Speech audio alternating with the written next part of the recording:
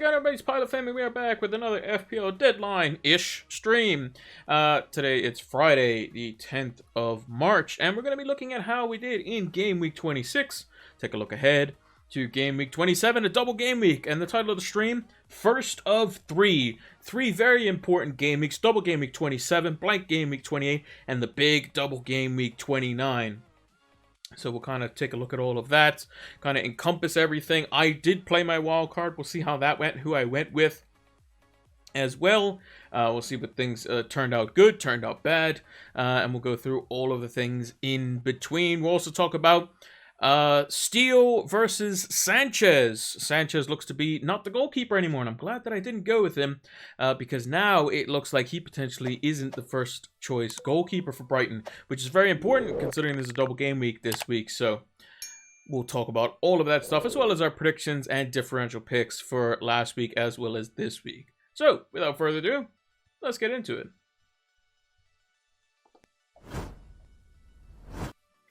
I'd also like to say a huge shout out to Control. I don't know how to say that name, but thank you for the follow while you're offline. Zodiac says hello. Hello, Zodiac. How are you doing? So yeah, Red Arrow this week. Not ideal. Not ideal. We did get the captaincy right over Saka versus Holland, if there is a right to that. But unfortunately, the major problem... I picked my correct goalkeeper this week, which was good. But we did wildcard out Salah and Darwin and Robertson. And just had pain, really. It just wasn't good. It just wasn't ideal. Then there was a little sucker punch at the very end where Brentford just randomly conceded a second goal. And the team was pretty terrible. We got basically 2 clean sheets, an assist, and 1 goal. And I'm pretty sure Matoma would have got to half my points had I played him. So, but it was only a small red arrow, only 1.07 million to 1.16, as you can see up on the graphic above me. So not the complete end of the world, but those who didn't wildcard, who still had Salah, who still had Darwin, they were looking pretty good for this week. But it is a part of the process.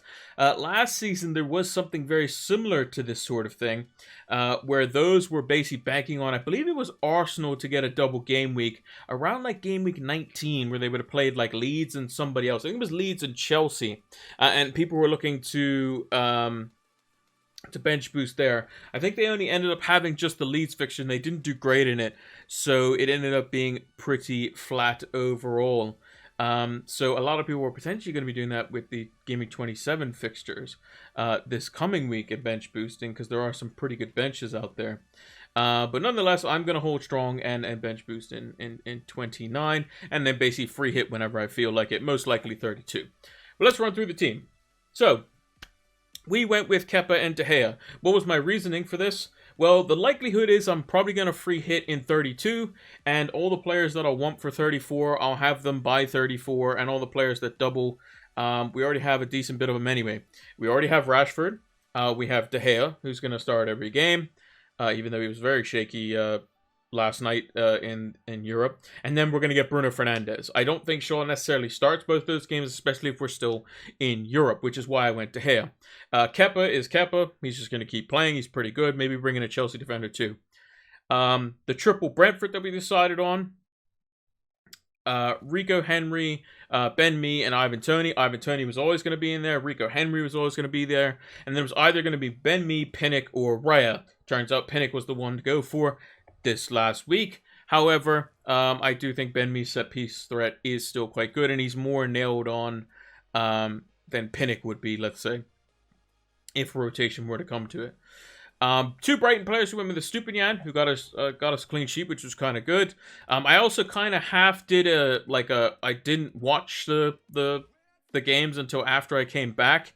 I was out all morning, came back.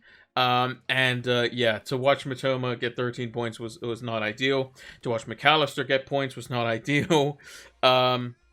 Arsenal coming back wasn't great, and then United losing by we don't want to talk about it, basically. So it was not ideal. But the reasoning for the 2 Brighton and the 3 Brentford is so that I can basically field 11 players going into game week 28, and we'll show that after we've done our predictions and differential picks. Went with Madison, a little bit different. Played him over Matoma. Madison could have came away with a couple of returns, so a bit unfortunate there. I mean, Iheanacho could have scored multiple times. So those who went with Leicester probably feel a bit bad. Those who went with Arsenal players probably feel bad too, because 3 goals in the game, and I think the only thing that was useful in the whole game was like Ben White's goal, and he didn't even start, so it didn't even look that good from the beginning. Rashford just 2 points. He could have scored. Those who still have Bruno Fernandes, he could have potentially scored as well. Kane came away with nothing. Spurs were not very good. Tony 8 points as expected. Seems like he scores every game, especially when he gets a penalty. And then Haaland with just the assist and got a booking as well. So just the 8 points there, but did beat Saka, so would have been worse off. But obviously, Mitoma on the bench, not ideal. I was always going to play Maddison over him. I just felt that Southampton were a weaker opposition. Leicester were a very good attacking team. West Ham are usually pretty stalwart, kind of stubborn away from home, and they just kind of capitulated after the second goal win. And so really weird there. I'm glad I played Kepa over De Gea, which I was always going to do, because De Gea came away with -1. So not great there.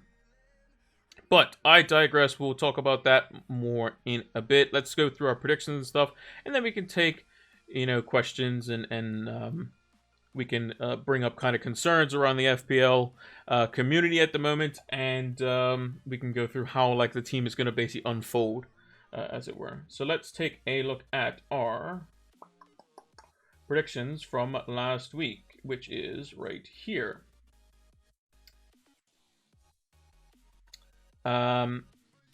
So basically the way it works is you get 3 points if you get the exact score right.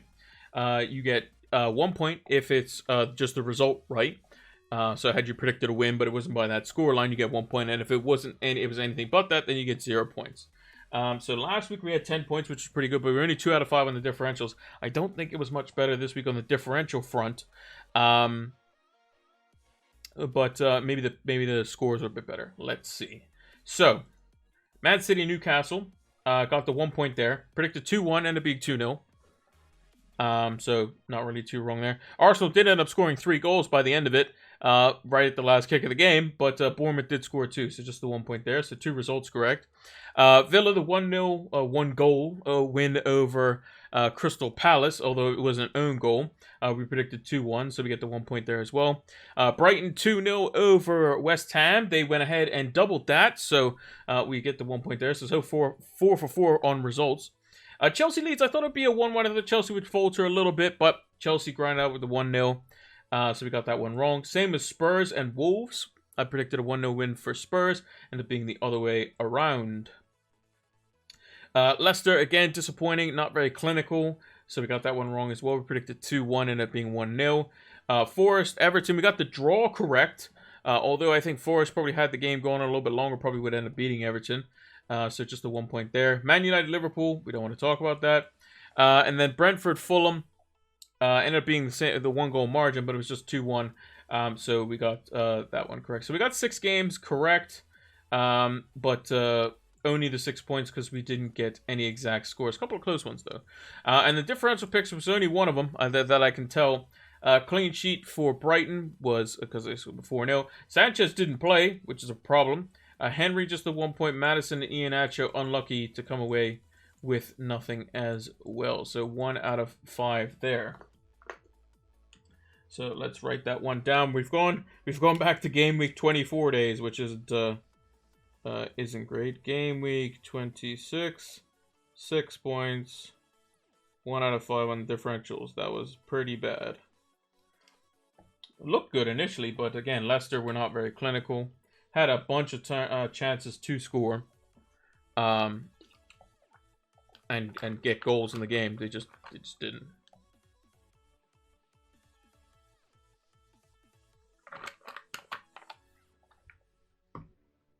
Right, moving on swiftly.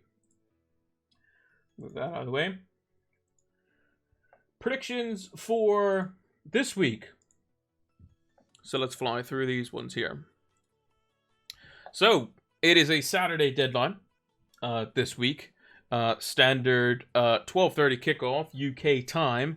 As a reminder this week, going into Sunday, the clocks go forward. So you will lose an hour of sleep, quote unquote. And the games will actually be for the next week because the UK doesn't change their clocks until going into Sunday of next weekend. So all the games will be an hour later than what they normally are on Sunday, Monday, Tuesday, Wednesday, Thursday, Friday, Saturday, whenever you're watching football. Until next Sunday. Then they'll be back to normal.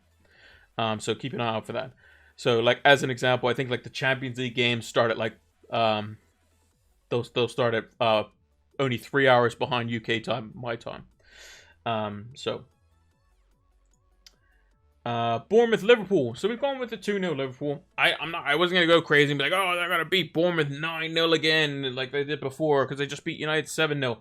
I genuinely wouldn't be shocked if Liverpool conceded in this game. I wouldn't be shocked if Liverpool ended up drawing or losing this game randomly as well. Because that's the type of season they're having. They'll go and beat United, they'll spend all their energy in it, and then they'll go and lose to Bournemouth or something. But I expect them to still win. So I went with 2-0. A little bit conservative, but it is what it is.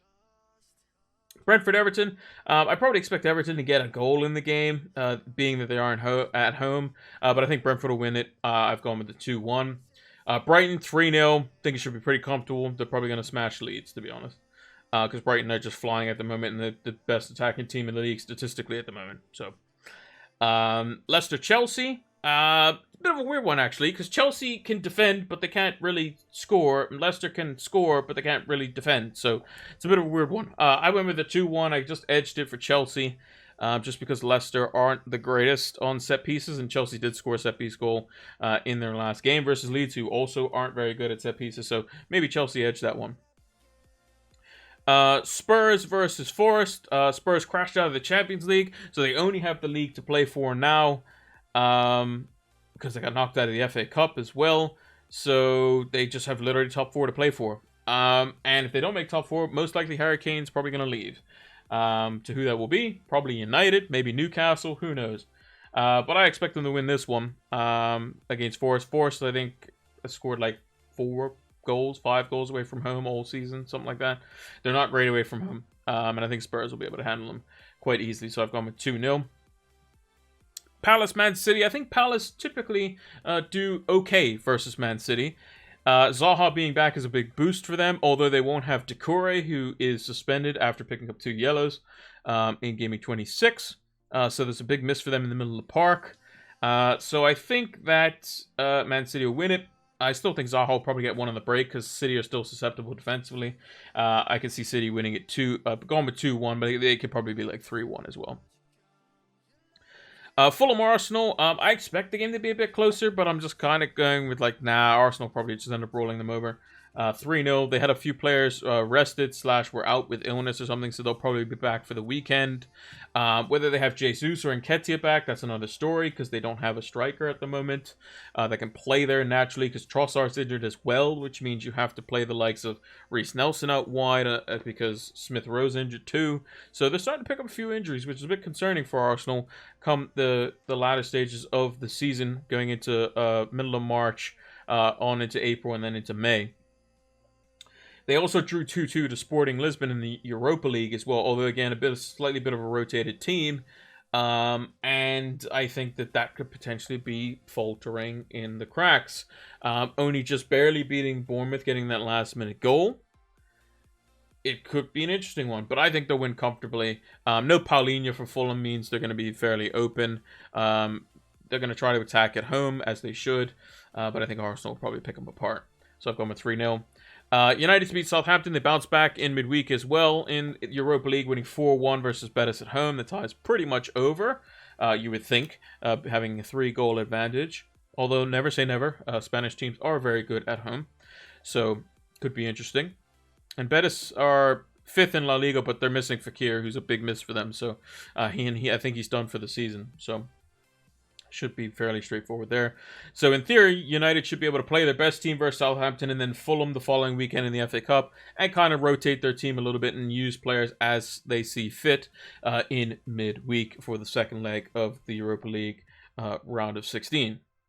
But I think United will win this one pretty comfortably. United typically do pretty well versus Southampton, especially at home. They won 9-0 one season, but that was an early red card, and they kind of just got opened up and demolished. West Ham Villa, I've actually gone with a draw in this one.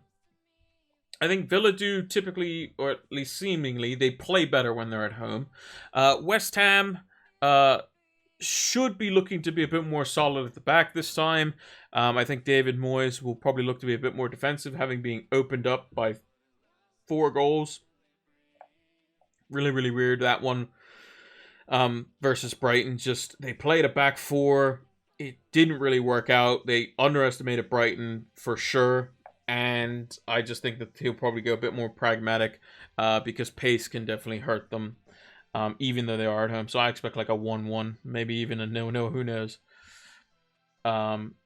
Newcastle Wolves, I think that one is also potentially not going to have a large amount of goals, and it could easily be 0-0 or 1-0 either way. I've gone 1-0 Newcastle, which is unfortunate because I hope they don't keep a clean sheet because I'll have Trippier and Botman on my bench who I would like to play, but I have better players playing because there's a lot of teams with good fixtures this week.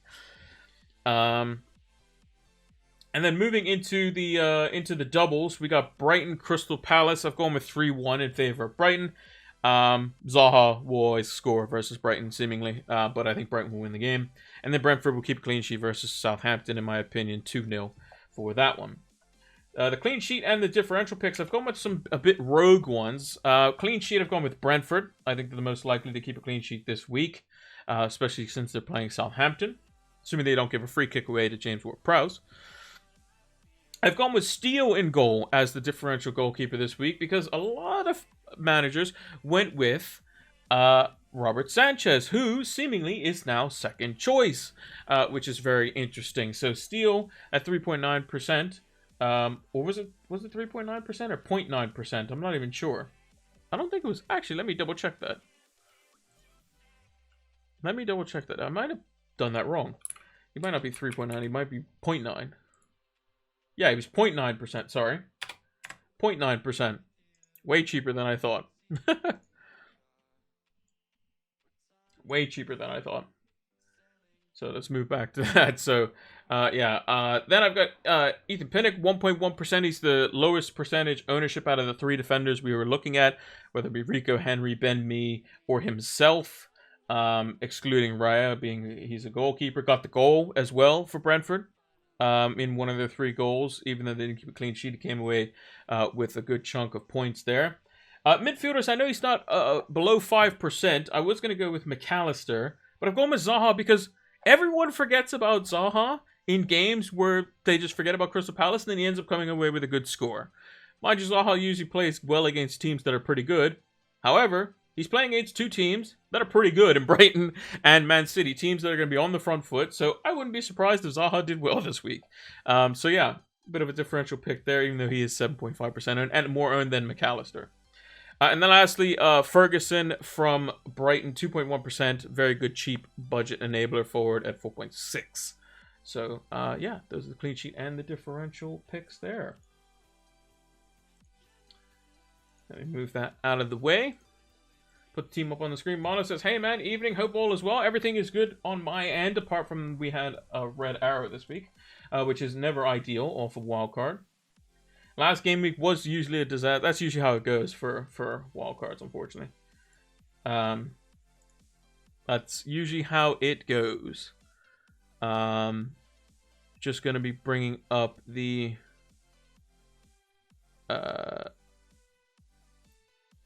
just going to put out the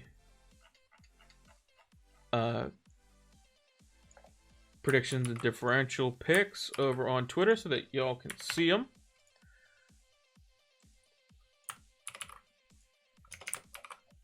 Yeah, as you can see this week, there is a lot of picks this week that are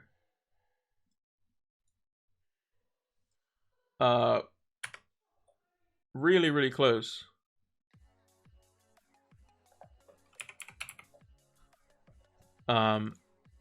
In terms of like, or not really. Did I say really close? It shouldn't be really close. In terms of like that are really like obvious in terms of and have really good fixtures this week. I'm kind of modeled my words there. Basically, what I want to say is there's a lot of teams that have a lot of good fixtures this week, single and double. So, should be interesting. Mono says, us poor United fans. Yeah, well, it's just 3 points. And last time I checked, we also beat Liverpool twice this season. We beat them in the whatever cup that was of the preseason. We beat them the first game in the season when they came to Old Trafford. Beat them 3-1. It was 3-1? 2-1? Can't remember. We beat them. Then they beat us 7-0. Cool. Fine. And there's all these jokes about like, oh, everyone's holding up like a 7-up thing because they won 7-0. But it's ironic because United are currently 7 points above Liverpool. But anyway.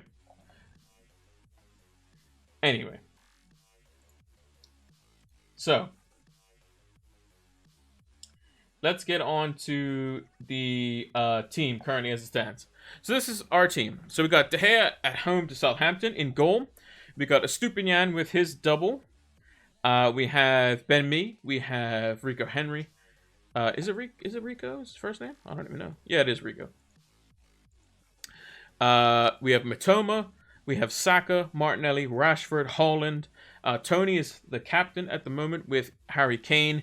With Kepa on the bench. With Maddison on the bench as they play each other. The two defenders that I'm very reluctant to put on the bench are Trippier and Botman. Because I do think Newcastle will keep a clean sheet, which is a bit unfortunate.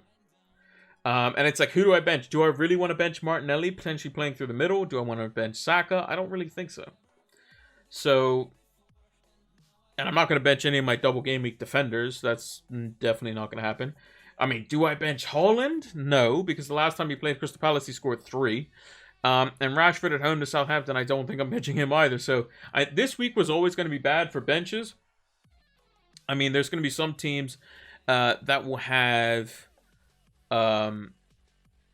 you know, they'll have Martinelli and Odegaard and people like that on the bench too.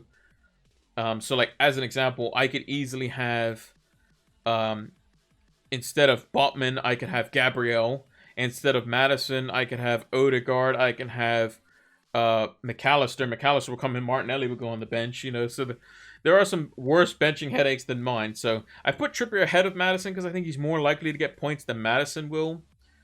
Versus Chelsea, maybe. I don't really know. I expect all my players that have double game weeks to play. De Gea and Rashford will play. Saka, Martinelli will play. And then Kane and Haaland will play. So I don't expect to get any points, luckily, off my bench. Unless it's literally somebody gets a random injury and then they just don't play type thing, then cool. I would rather have Trippier over Maddison in this instance. Because I think Chelsea defensively have been quite good. Wolves are... They don't seem to score very many regardless, so I would rather put Trippier ahead of Maddison if I was going to pick somebody. So let's address some of the questions here. So, first things first. I'm just going to put a picture up of Mitoma here while we're discussing it. So, it seemingly looks like that Brighton and their manager, De Zerbi, have decided that Robert Sanchez is no more. He is going to not play... Actually, we'll bring up a picture of Robert Sanchez. Why not? Where's Sanchez? Sanchez. Robert Sanchez. You can't see his head, but you can see his statistics. It seems like he is not going to play and will be second choice to Steele. If I was somebody... So, most... or at least a good bit of the FPL community went with Raya and Sanchez. And the main reason for that is because, well, they both have a double in 27. They both have a double in 29. But Raya can also cover for Sanchez, who blanks in 28. And you'll have 3 Brighton players, but you could bench one of them because one of them is a goalkeeper. Whereas if you have let's say McAllister, Matoma, and Estupiñán, but you also have Rashford, you can only go out with 10 players unless you get rid of one of them. So if I was somebody right now, what would I do with Sanchez? Well, I would hang on to him for now. And the reason I say that is because you can always change him to any goalkeeper you want after the international break. Because you most likely have Kepa, or you have David Raya, or Ramsdale, or whoever. The only situation where you might be in trouble is if you have De Gea and Sanchez. Then they both don't have a game in 28, in which case, why did you bring both of those guys in together? Unless you randomly plan on free hitting in 28, which is okay, sure. So, yeah, I would say wait until and go into Game Week 29 with 2 free transfers, because between Game Week 28 and 29, I don't know if you noticed, but if you look at the fixtures, you see that in Game Week 28, there's no fixture for Brighton. But if I checked, let's say, Kepa's fixtures, Game Week 28 is the 18th of March. The next game that he plays is April 1st, which is 2 weeks away. That is because there's an international break in between the 2 game weeks, which means that there could be injuries, there could be illnesses, there could be late flights, there could be a whole bunch of different things that cause that to cause and scupper some problems in your team. As an example, McAllister, he plays for Argentina. They have 2 games, from what I remember, in South America. Let me bring up their schedule off on the side here. So, Argentina FC. Argentina, they play Panama on the 23rd, and they play Curacao on the 28th. The 28th, for reference, is the Tuesday, with Brighton's game being on the Saturday. The 28th is going to be in the Estadio Único Madre de Cuidades, which I don't know how to pronounce that, but it is somewhere in Argentina. So that is a long flight back to the UK. However, the likelihood is they'll probably fly back on the Wednesday, and be in training on the Thursday/Friday, and they'll probably be okay. Although it is a friendly and doesn't really account for anything, so sure. So those sorts of things need to be taken into consideration as to where players go and whatnot. If you're like an English player and they're quite prominent in their team, you know, the likes of Harry Kane, Marcus Rashford, Luke Shaw, who's another? I mean, Trent Alexander-Arnold could be another one. Reece James, if he was fit. I'm just trying to name off English players for the top teams. Jack Grealish. If you're looking at these sorts of players, for whatever reason, one way or another, or you have them in your team at any point during international breaks when they do play for their country, they can get injured. However, what you would like, in some cases, is they have a knock before the international break. They don't play any games, and they're perfectly fit for the games to come back. So I hope that's the case for some United players. That'd be nice. That usually is quite nice when they have a knock and they say, oh, can't play on international duty, but they're perfectly fit for the game in Game Week 29 after the international break. That'd be cool.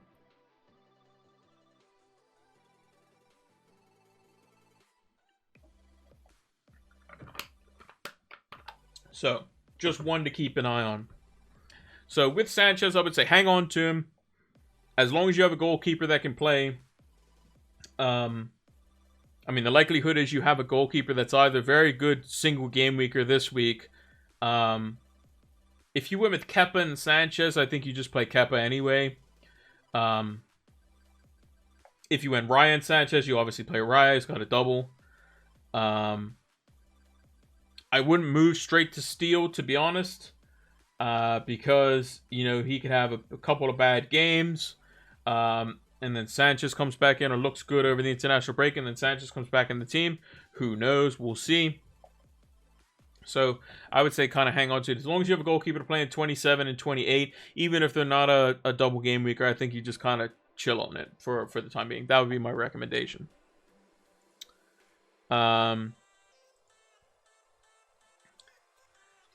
Next topic would probably be bench boost 27 versus bench boost 29. So if we take a look at the fixtures, so the reason being is because there's going to be a lot of people that will have they'll have like Riot and Kepa, or they'll have or did have Riot and Sanchez, and maybe they've already swapped to Steel. You know, these sorts of things. And they're going to be benching the likes of Odegaard, Gabriel, Zinchenko, maybe Madison, maybe a United defender like Shaw or something like that. Even potentially Holland in some cases. Who knows? There's some benches that look pretty good this week. In my opinion, I think it's better to bench boost than the double game week, where you're going to have more doublers.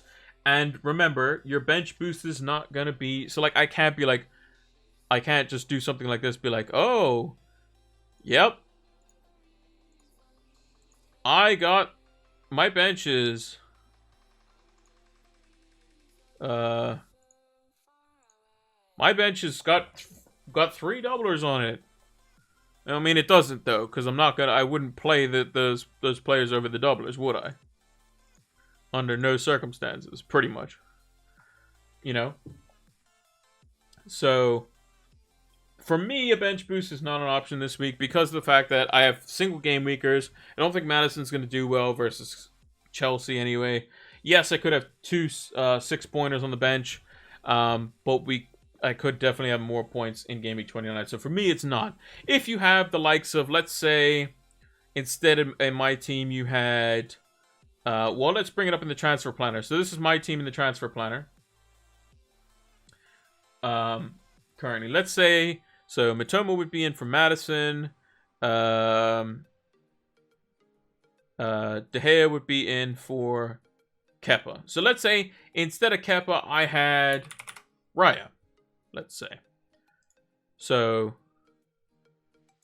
Raya would play.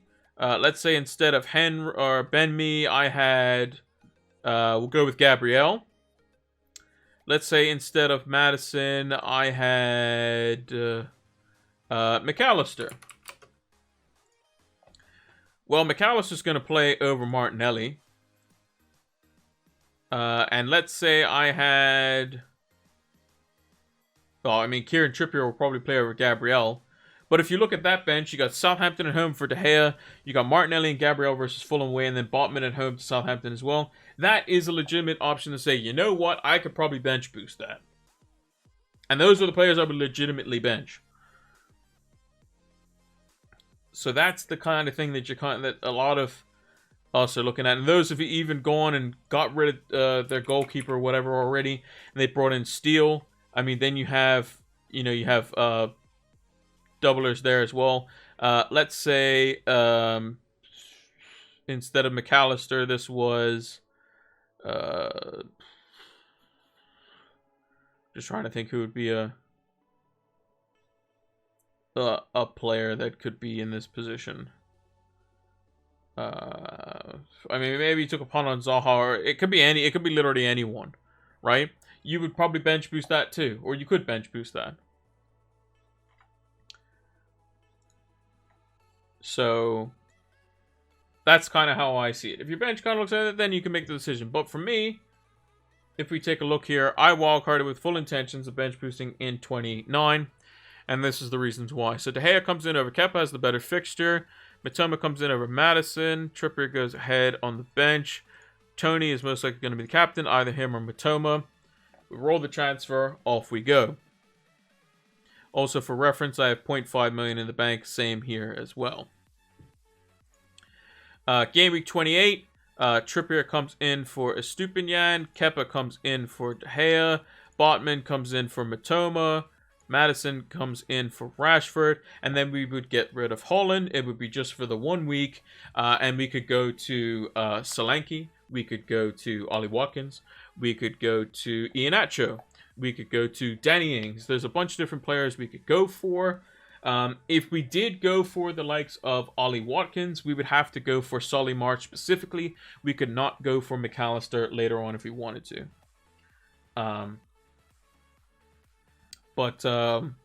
Yeah, so I just see that Mono said Madison in chat. Yeah, Madison could be the midfielder as well. You could bench boost with him on there as well. I'm just giving you different scenarios where a lot of members of the community that have wildcarded went with triple Arsenal. I didn't. So I didn't go with triple Arsenal, and I didn't go with triple Brighton, and the reason being is because I'll have one less doubler in 27, but I'll have more doublers later on in 29. And I'll basically get to pick between March and McAllister, whichever one I think favors or is looking better. So Holland will come out. Let's say, for argument's sake, I go with Ollie Watkins. He seems to be quite popular, so let's go with him. Ollie Watkins in. We captain who? Kyle Saka, Harry Kane, somebody like that. And we got 11 players out there. Cool. We're happy. And we get to roll another transfer. We go into Gameweek 29, and we have 2 free transfers. The players I would play in this instance, well, De Gea has 2 slightly better fixtures. I would say Newcastle away. They don't typically, like, in terms of strictly clean sheets, Liverpool score a lot, and Villa tend to score at home. Brentford don't. They can score a lot, but they're much better at home. And Newcastle don't typically score very many as well. So if it was me, I'd play De Gea over Kepa, in my opinion. I would play Estupiñán over the Brentford defender. I would play Mitoma over the Brentford defender as well. I would play Rashford over Martinelli.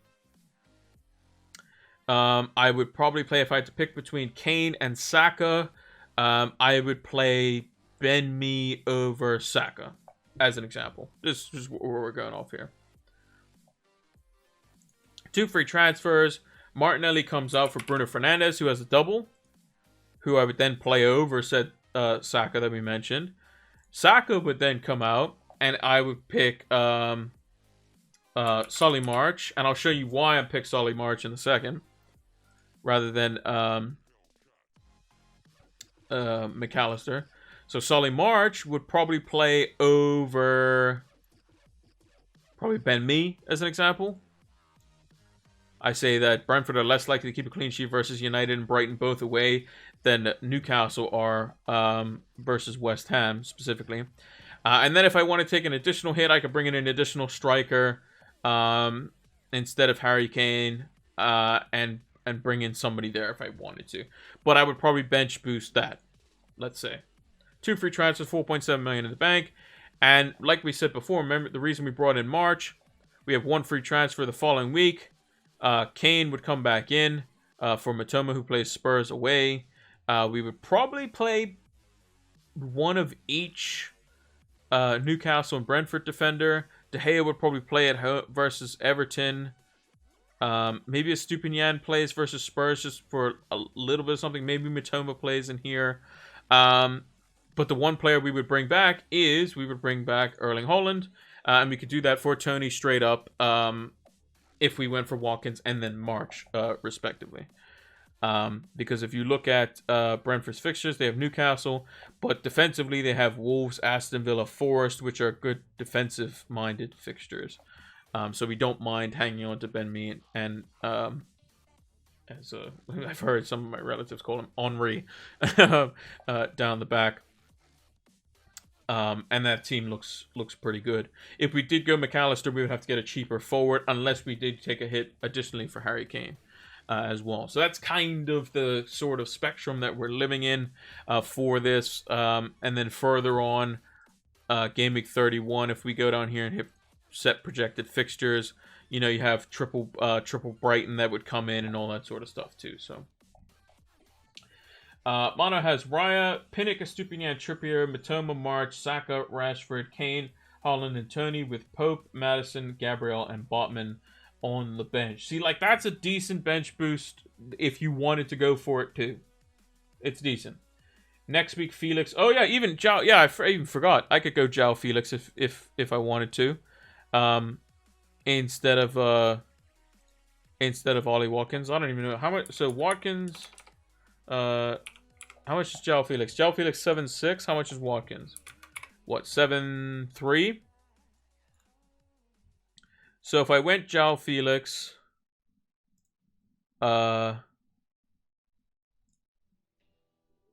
would be like 0.1 short, even if I did go Solly March. So something would have to give. There. So I don't think I could go João Felix. How much is Havertz? Havertz 7.5, so I'd be close. So Felix better double. Villa at home, Liverpool at home. Yeah, I mean, but Chelsea don't really score much. That's the problem. Whereas, so Felix has Everton at home, Villa at home, Liverpool at home. Whereas Watkins has Bournemouth at home, which is very good. Leicester away, which isn't bad. Chelsea away, which is not great. The one player I was actually really thinking of is Iheanacho, who would double up with Maddison. But again, Brendan Rodgers could just get rid of him. But he has Brentford away, and then he's got Palace away, Villa at home. Also, wouldn't even rule out Dominic Solanke. Aston Villa away isn't bad. Fulham at home, Brighton at home isn't bad either. Brennan Johnson even plays in 28 as well, who is looking decent. Newcastle at home isn't the greatest, but has Wolves at home, Leeds away. Again, not a terrible punt, to be honest. And is also cheaper. And you can just kind of bench him if you need to. So, like, what would that look in 29 if we brought Haaland back in? Instead of playing Johnson versus Villa away, we could just play Solly March if we wanted to. If we really wanted to. Game week 30. We'd bench him anyway. We'd play Botman over Maddison. Probably. Maybe we play Maddison over Henry. Potentially. Game week 32. Free hit. Doesn't matter. Game week 33. Team looks fine. We'd have one free transfer. Let me go back. Free hit. Boom. We could then address it here if we wanted to. Game week 34. We can go in with 2 frees. And we can bring in, you know, our Liverpool. You can bring in Liverpool players. You can bring in whoever. You can get rid of Kane. Go Darwin. Get rid of Maddison. Go Salah. Job done there. You know, you could do whatever you want. I'd have 14 double players in 29 and Kane as a single. Yeah, I'd have the same. And we have time to see the change. Yeah, if Spurs are just genuinely dreadful and it doesn't look like they can score to hit a barn door, like if they just couldn't score at all, like I genuinely would not be opposed to the fact of getting rid of Kane and going João Felix, Havertz, Ings, Solanke, somebody like that. It doesn't really matter. And I would have so much money in the bank if I did do that. It would make it very easy the following week to be like, yeah, let's just get rid of Brendan Johnson now because he's got Villa, United, Liverpool, Brighton, Brentford in the next few. We can just get rid of him, bring Haaland back in. Even like if this was Tony, let's put this back to Tony, and we wanted to keep him for a little bit, Haaland would come in, no problem. Kane, for me, to be honest, has been a troll. I always time him in and out wrong. Would hate to support Spurs. Yeah, I mean, yeah, it's not ideal at the moment. Yeah, that's kind of where we're looking at, to be honest. That's kind of where we're looking at. Captaincy this week is an actual interesting one. Let me actually bring up... We haven't done this in a while. Let me bring up a table. Let's go with... Let's see some picks.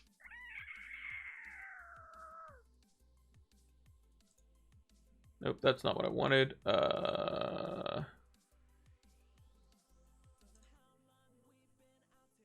Need to stack City, Liverpool, United, Brighton in 34. Yeah, pretty much. But you could do that with transfers. So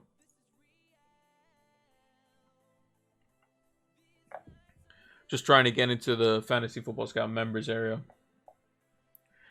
But really quickly.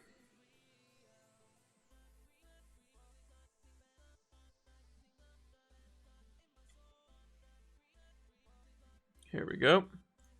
My stats tables. I'm going to take a look at the goals imminent table really quickly.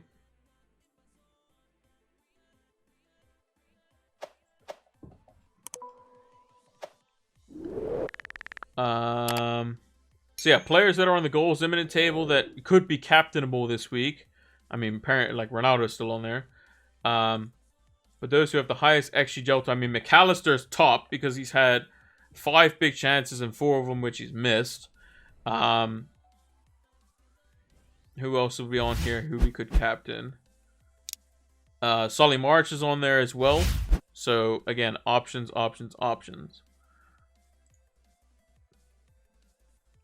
When would you plan on getting Haaland back? 30. That would be my one free transfer to bring Haaland back in. That's why I needed I'm like calculating the money ahead of time. Who to captain table? Let's check this out. So in my mind, there's only really 2 captains this week, maybe 3. McAllister, Tony, and Mitoma. Because you're going to captain a double game weeker, surely. I'll put Solly March on there just because. And where is... Oh, I went past him.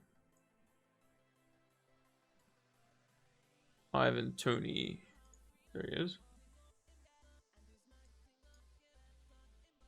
This is last 4 matches, sorted by XGI. Basically, McAllister's top with Tony just behind him. Tony's got 2 goals, 8 shots inside the box. Mitoma's got 2 goals and an assist, but he has the lowest expected goal involvement. XG, I don't have XG non-penalty on here, so Tony would have had a penalty on there too. Who would I get rid of? Yeah, be Tony out for Haaland. Yeah. Tony would come out.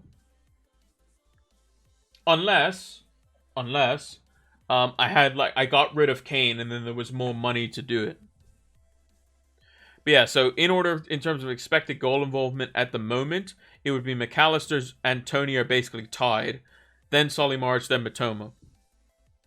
Captaincy wise, but I'm gonna go with Tony. But yeah, so it would be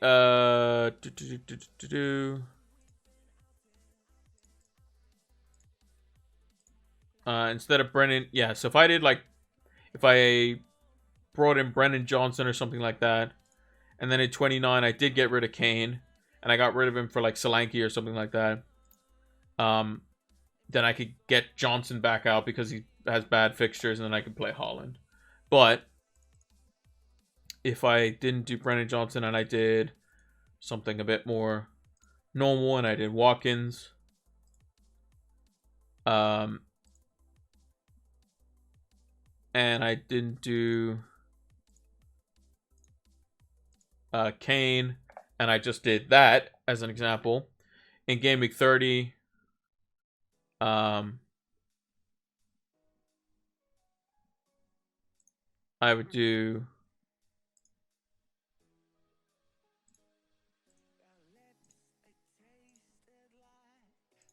I would have the money to do this. There's money to do this. Even though it says there's not, but there is. Actually, I'll just refresh the page and just show you.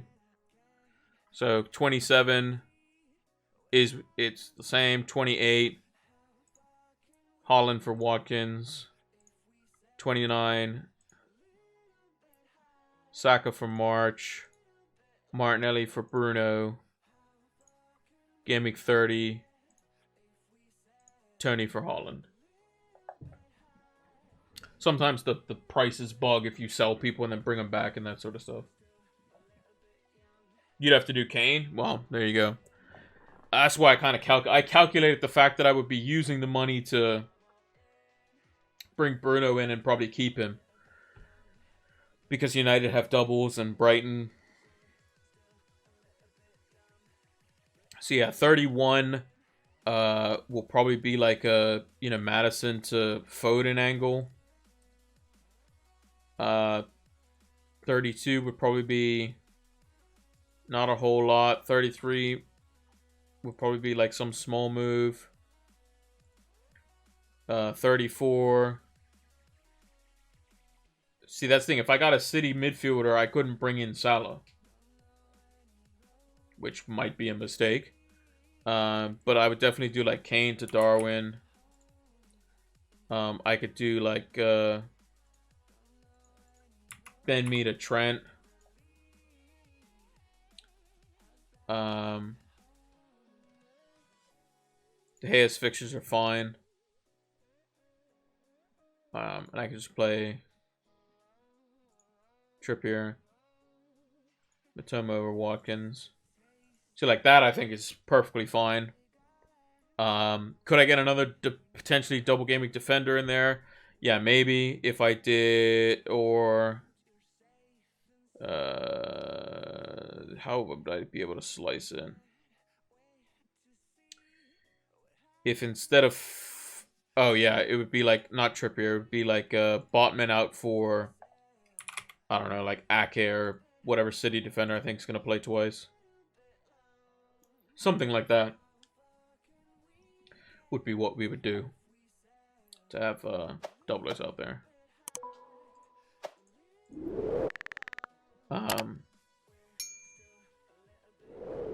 So yeah, it's mainly about getting 3 Brighton and kind of sticking with them, getting 3 United, sticking with them.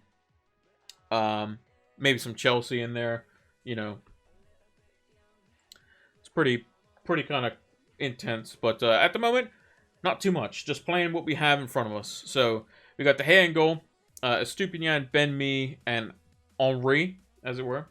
Mitoma, who's got the vice captaincy, Saka, Martinelli, Rashford, Haaland, Tony, and Kane. Going with Captain Tony. I just think he's too good. Bullies defenses. Everton don't look very good defensively. Neither do Southampton. I think he could do damage to both teams. So I think Matoma could too. But I think any time that Brentford score, it kind of goes through Tony. Whereas Brighton can score from all angles, and it might not necessarily be Matoma that does score. Or they could go through one of these game weeks where they just get all the chances in the world but don't score at all. So, but obviously the reluctancy on the bench is having 2 Newcastle defenders, which I think could probably keep a clean sheet, which would probably be a unfortunate thing. But I got to play Saka and Martinelli over them. So, yeah, I think that was a good stream. I'm going to go grab some food. But hope you all enjoyed it. Hope you all have a good game week 37. Let's move over to the big screen. Also, shout out Fantasy Football Scout. A little sneak into the tables. We don't really do extensive coverage on that anymore. But shout out Fantasy Football Scout. Make sure to go check out their members area. It's fantastic. We have a little slide for it, but it's out of date, and I need to get a new graphic for it. But yeah, thank you all for watching. Make sure to like, favorite, comment, subscribe. Follow us on all the socials. PilotFantasy226 on all platforms. And hopefully you all have a good game week 27. Remember, there are European fixtures in midweek. There are also FA Cup fixtures the following weekend as well. So make sure to keep an eye out for those for injuries and that sort of stuff. There's also, obviously, the double game week games in midweek as well. So, and then there's an international break afterwards where we can kind of relax a little bit. Hopefully our players don't get injured. And then we can have the game week 29 that we've all been looking for. And then it's the home stretch there. And then before you know it, the season will be over and then back up starting again. So thank you all for watching. And until next one, take care.